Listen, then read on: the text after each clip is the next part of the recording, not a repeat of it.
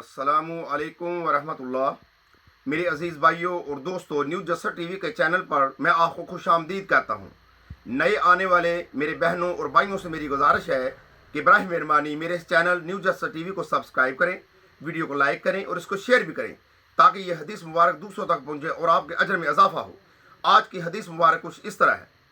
हज़रत अबू हुरैरा रज़ियल्लाहु तआला अन्हु बयान करते हैं कि रसूलुल्लाह खुदा सल्लल्लाहु अलैहि वसल्लम ने फरमाया, इब्ने आदम के हर नेक अमल को 10 गुना से 700 गुना तक बढ़ा दिया जाता है। अल्लाह ताला फरमाता है, रोज़े का सवा क्योंकि वो मेरे लिए है और मैं ही इसकी जजा दूंगा। वो अपनी ख्वाहिश और अपने खाने को मेरी वजह से तर्क करता है। रोज़ादार के लिए दो खुशियाँ हैं, एक फरहत और खुशी तो इसके अफ्तार के वक्त है, जबकि एक खुशी अपने रब से मुलाकात के वक्त है।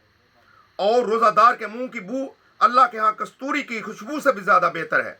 और रोज़ा डाल है, जिस रोज़ तुम में से किसी का रोज़ा हो तो वो फहश गोई और बद ज़बानी से इज्तनाब करे। अगर कोई इसे बुरा भला कहे या इससे लड़ाई झगड़ा करे तो वो कहे कि मैं रोज़ादार हूँ। मुत्तफ़िक़ अलैह। ये सही बुखारी और सही मुस्लिम की हदीस मुबारक है।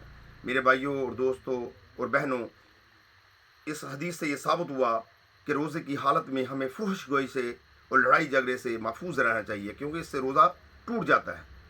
अल्लाह से दुआ है कि अल्लाह ताला हमें रोज़ों का अदब व एहतराम करने की तौफीक अता फरमाए। अस्सलामु अलैकुम व रहमतुल्लाह।